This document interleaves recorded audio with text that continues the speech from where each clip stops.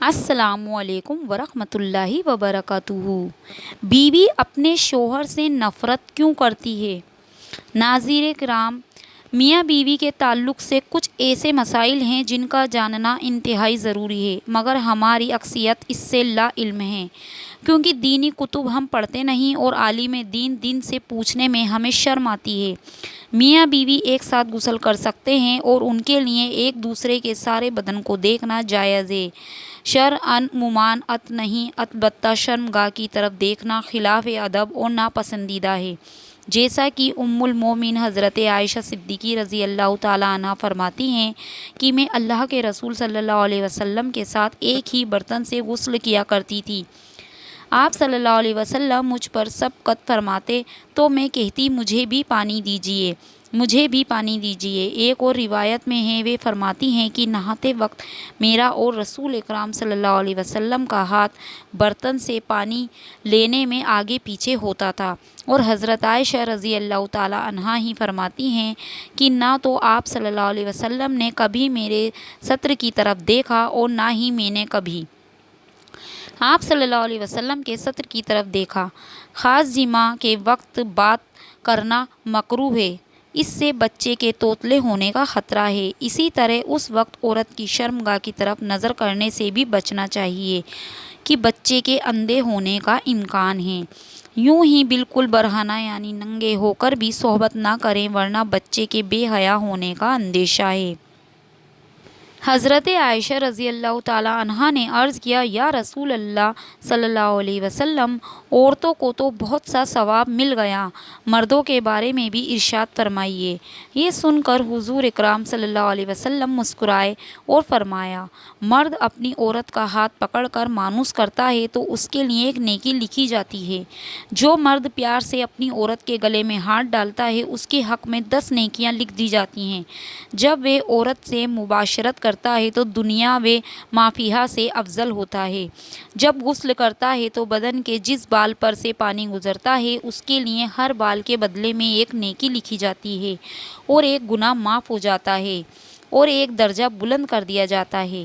اور غسل کرنے کے عوض میں جو چیزیں دی جاتی ہیں وہ دنیا و ما فیہا سے افضل ہوتی ہیں، اور بے شک اللہ تعالیٰ اس پر فخر کرتا ہے اور فرشتوں سے کہتا ہے کہ میرے بندے کی طرف دیکھو کہ ایسی سرد رات میں غسل جنابت کے لیے اٹھا ہے، اور وہ اس بات پر یقین رکھتا ہے کہ میں اس کا رب ہوں۔ تم اس بات پر گواہ رہو کہ میں نے اس کو بخش دیا۔ بہترین بیوی وہ ہے جو سونے کے کمرے میں اپنے حسن و جمال اور بستر پر خاوند کے ساتھ خوبصورت طور و اطوار سے اسے اپنے پیار کے جادو میں جکڑ لے۔ دوران صحبت اس کے مقصد پر نگاہ رکھے اور غور کرے کہ اس کا خاوند کیا چاہتا ہے، اور پھر اس کی پسند سے بھی بہتر انداز میں اپنے آپ کو اس کے سپرد کر دے۔ نرم گفتگو کرے اور اس کی رغبتوں اور چاہتوں کو پورا کرتے ہوئے اسے سیر کر دے۔ کبھی بھی اس کے بستر پر جانے سے نہ روکے۔ اگر وہ اس کے ساتھ مقاربت کا خواہشمند ہے تو قطعاً نافرمانی نہ کرے، کیونکہ اللہ رب العزت کے یہاں یہ بہت بڑا گناہ ہے۔ جب شوہر بیوی کو اپنا طبعی تقاضا پورا کرنے کے لیے بلائے تو بیوی انکار نہ کرے۔ اس سلسلے میں حدیث مبارک میں واضح لطیفات موجود ہے، چنانچہ ارشاد مبارک ہے، جب آدمی اپنی بیوی کو اپنی حاجت پوری کرنے کے لیے بلائے اور بیوی انکار کرے، جس پر شوہر غصے کی حالت میں رات گزارے تو صبح تک فرشتے اس عورت پر نعت بھیجتے رہتے ہیں۔ دوسری روایت میں ہے، حضرت طلق بن علی رضی اللہ تعالیٰ عنہ فرماتے ہیں کہ رسول اکرم صلی اللہ علیہ وسلم نے فرمایا، جب شوہر اپنی بیوی کو اپنی حاجت پوری کرنے کے لیے بلائے تو وہ اس کے پاس چلی جائے، اگرچہ روٹی پکانے کے لیے تنور بھی کھڑی ہوئی ہو۔ حضرت عبداللہ بن مسعود رضی اللہ تعالیٰ عنہ سے ایک شخص نے عرض کیا، میرا جس لڑکی سے نکاح ہوا، میرا گمان ہے کہ کہیں وہ مجھے ناپسند نہ کرے۔ آپ رضی اللہ تعالیٰ عنہ نے فرمایا، محبت اللہ کی طرف سے ہوتی ہے اور نفرت شیطان کی طرف سے۔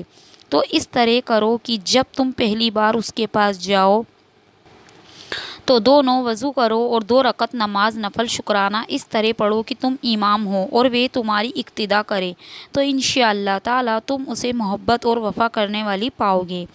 حضرت عمر رضی اللہ تعالیٰ عنہ کے پاس ایک شخص آیا، گرد و غبار سے اٹا ہوا، بال بکھرے ہوئے، اس کے ساتھ اس کی بیوی بھی تھی، جو کہہ رہی تھی اے امیر المومنین، میں اس کے لیے نہیں، نہ ہی یہ میرے لیے ہیں۔ آپ نے جان لیا کہ عورت اپنے شوہر سے نفرت کرتی ہے، اسی لیے آپ نے شوہر کو حکم دیا کہ وہ غسل کرے اور اپنے سر کے بالوں کو ترشوا لے اور ناخن کاٹ لے۔ جب شوہر فارغ ہو کر آیا تو آپ نے کہا اب بیوی کے سامنے آؤ۔ بیوی نے دیکھا تو دم بخود رہ گئی اور نہ پہچاننے کی وجہ سے پیچھے ہٹنے لگی۔ پھر جب پہچان لیا تو اس کا بوسہ لیا اور اپنے دعوے سے دست بردار ہو گئی۔ حضرت عمر رضی اللہ تعالیٰ عنہ نے فرمایا تمہیں اس کے ساتھ اسی طرح کا برتاؤ کرنا چاہیے، اللہ کی قسم اسے یہ پسند ہے، تم اس کے لیے آرستہ و پیرستہ رہو جیسے تم چاہو گے کہ وہ تمہارے لیے بنی سوری رہے۔ حضرت امام غزالی رحمۃ اللہ علیہ فرماتے ہیں کہ جماع یعنی صحبت کرنا جنت کی لذتوں میں سے ایک لذت ہے۔ حضرت جنید بغدادی رحمۃ اللہ فرماتے ہیں انسان کو جماع کی ایسی ہی ضرورت ہے جیسے کہ غذا کی۔ حدیث نبوی صلی اللہ علیہ وسلم ہے مرد کا اپنی بیوی کے ساتھ اکٹھے ایک بستر میں سونا افضل ہے، علاوہ یہ کہ کسی ایک کو عذر ہو، اس لیے کہ مقصد ہم بستری کرنا نہیں ہے بلکہ مقصد بیوی کے دل کو خوش کرنا ہے۔ بیوی کے دل کو خوش کرنے کے لیے ایام کے دنوں میں بھی اس کے قریب ہو جانا گویا انبیاء السلام کی سنت مبارک ہے۔ حضرت عبداللہ بن عباس رضی اللہ تعالیٰ عنہ سے روایت ہے کہ نبی کریم صلی اللہ علیہ وسلم نے فرمایا جو آدمی اپنی بیوی کے پاس آنے سے پہلے یہ دعا پڑھتا ہے بسم اللہ اللہم جنبنا الشیطان و جنبنا الشیطان ما رزقتنا، اس کا ترجمہ ہے اللہ کے نام کے ساتھ اے اللہ مجھے بھی شیطان سے بچا اور اس اولاد کو بھی شیطان سے محفوظ رکھ جو تو مجھے عطا کرے۔ اگر میاں بیوی کے اس تعلق میں اولاد کا فیصلہ کر دیا گیا تو شیطان کبھی بھی اس کو نقصان نہیں پہنچا سکے گا۔